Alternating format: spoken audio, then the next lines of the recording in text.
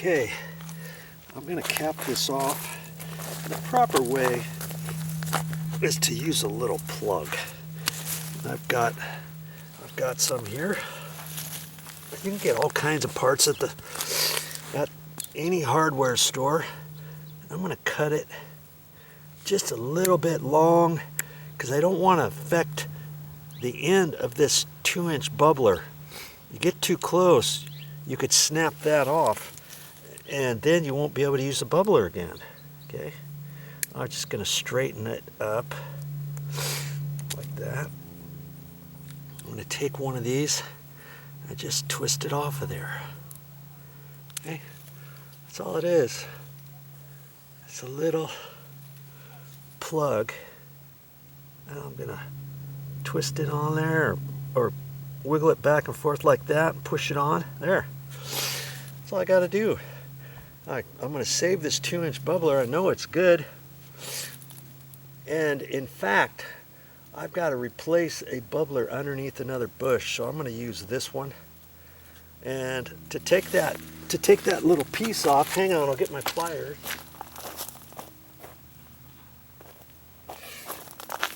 Grab my pliers here, and I just kind of press on the outside of it a little bit and see if I can't rip it off of there like that. Okay, now I can use this bubbler. I know this bubbler works just fine.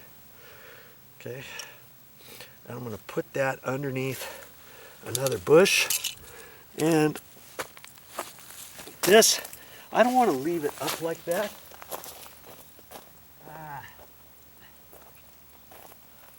I wasn't really prepared for this, was I? I'm just gonna put this underneath. See, the ground is so saturated because this just keeps dripping right here. Now it's plugged off. And now I'm just gonna gently push that down in there like that. Okay? And cover it up. Bye-bye. And I can make myself a mental note where it is, write it down so I don't forget exactly where it is in case we want to put another plant out here. Because that bubbler used to go to another plant that was right in here that died somehow. Maybe it died because it was getting too much water. 2-inch bubbler right there. Okay. Fixed. That's all I'm doing. That's all I'm doing for that. How hard was that? You can do that yourself. I know you can. Don't pay somebody else to do something you can do yourself, especially if it's going to save you some money. Here's a little quick tip for you. See this pipe here? They put a 90-degree elbow on there. I'm not sure why they did that. The only reason I can think of is they ran out of little couplings. Here's a coupling, and you can buy these. I've got probably 50 of them. But the 1/4-inch barbed elbows like this come 10 in a pack, and I think the couplings come 50 in a pack. I've got a few of those, but every once in a while I need one, so I don't really need this here. So let's just cut it off. Okay. And to get this off, I try to cut it beyond, and then just try to take my pliers and pinch this and try to kind of tear it off. And sometimes they come off, and other times I just might have to pinch it a couple times. Come on.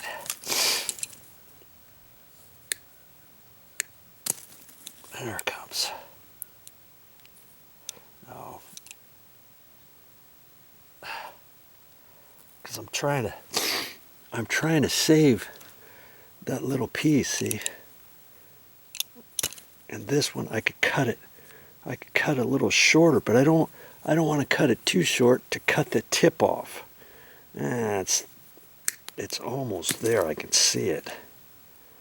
Okay.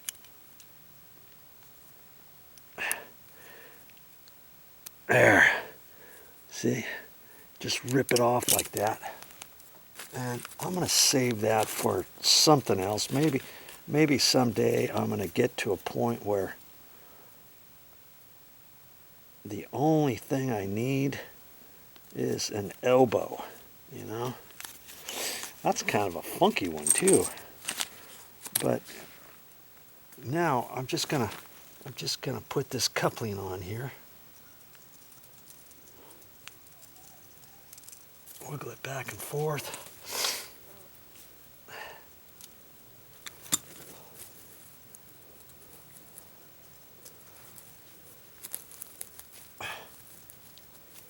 Okay, like that. There.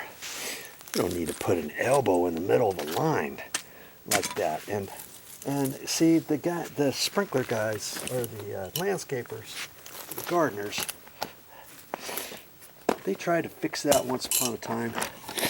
And like I say, the bark should be covering up all this stuff. So I'm probably going to have to go around and, you know, dig this down a little bit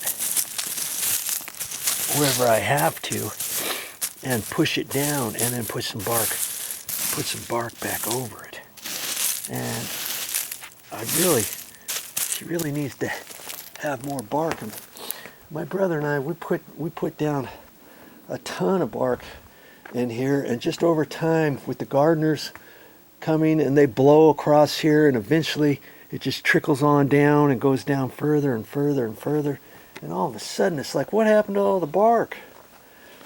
And I can go back around where it's ran down the hill, down on the back side of where the garbage cans are, rake that back up.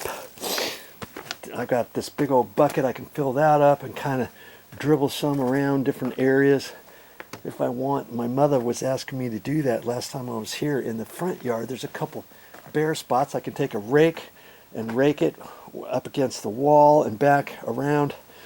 And it just seems like eventually you run out of bark. But, you know, all of these lines should really be covered up with bark. And if you don't have a whole lot of bark, what I can do is maybe take a hammer, the claw part, and kind of dig it down into the dirt a little bit, put this down underneath the dirt, and then cover it up with dirt, and then spread the little bit of bark that I have around there. I'll just have to do that another time, but there's something you can do. Spread the bark away before you dig the little trench, and then spread the bark after you get the dirt back on there.